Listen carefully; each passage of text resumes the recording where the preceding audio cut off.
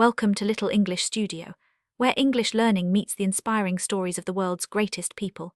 Here, we tell powerful life journeys in clear and simple English, so you can improve your English while discovering lessons of success, struggle, and hope. Today, we share the life of a doctor who saved countless lives with one brilliant idea. His invention became so famous that it is taught in schools, shown in movies, and practiced in restaurants and homes around the world. This is the story of Henry Heimlich, the man behind the Heimlich maneuver. Henry Judah Heimlich was born on February 3, 1920 in Wilmington, Delaware, into a Jewish-American family. From an early age, Henry showed curiosity about how things worked. He loved science, problem-solving, and had a natural sense of compassion.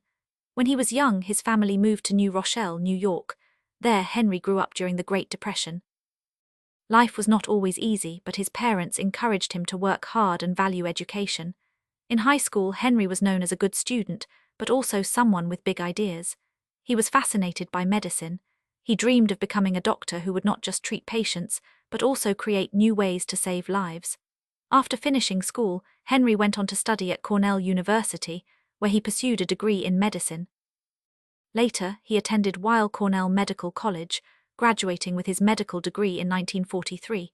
During World War II, Henry served as a naval doctor in the U.S. Navy.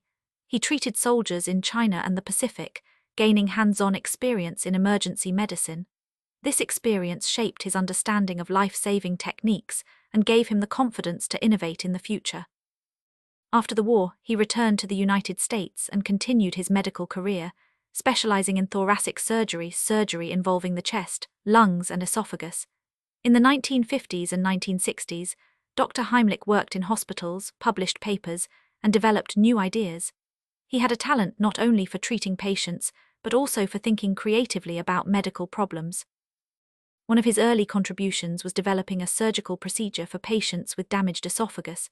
He also invented a device called the Heimlich chest drain valve, which was used during the Vietnam War to help soldiers with chest wounds. This device, nicknamed the flutter valve, allowed air and blood to escape from the chest cavity without letting air back in, preventing collapsed lungs. It saved thousands of soldiers' lives and established Heimlich as an innovative surgeon. But his most famous invention was still to come. In the early 1970s, Heimlich read medical reports about people choking to death. Choking was and still is a leading cause of accidental death, especially among children and the elderly. At that time, recommended treatments were back slaps or inserting fingers into the throat, but these methods were often ineffective and sometimes dangerous. Dr. Heimlich began to think, what if we could use air trapped in the lungs to push the object out? Through experiments with dogs, he tested the idea. He applied sudden pressure just below the rib cage, forcing air from the lungs and expelling food or objects blocking the airway. In June 1974, Heimlich published his findings in a medical journal, describing what he called abdominal thrusts. Soon, the maneuver was renamed after him, the Heimlich maneuver. The Heimlich maneuver quickly spread across the world. Newspapers, TV programs, and medical associations began teaching it. Restaurants posted signs showing how to perform it. Schools taught children how to use it. The maneuver was simple, effective, and could be done by any ordinary person without medical training. It is estimated that tens of thousands of lives have been saved by the Heimlich maneuver since the 1970s. Some celebrities, including former US President Ronald Reagan, were reported to have been saved from choking by it. Heimlich became a household name. He appeared on TV shows, gave interviews, and wrote books. He loved the spotlight and often promoted his maneuver personally, believing that the more people knew about it, the more lives would be saved. Despite his fame, Dr. Heimlich was also a controversial figure. Some doctors criticized him for self-promotion and accused him of exaggerating his discoveries. Medical organizations debated whether the Heimlich maneuver should be used alone or only after back slaps. Guidelines changed several times, causing confusion. Heimlich also promoted other medical ideas that were not widely accepted, such as using the maneuver for drowning victims and treating AIDS with malaria therapy. These ideas were criticized as unproven and even dangerous. Nevertheless, the Heimlich maneuver itself remained respected and widely used, even as debates continued around other aspects of his work. In his later years, Henry Heimlich continued to live in Cincinnati, Ohio, with his wife, Jane Murray Heimlich, who was also a writer. They had 4 children. He remained active in promoting his life-saving technique well into his old age.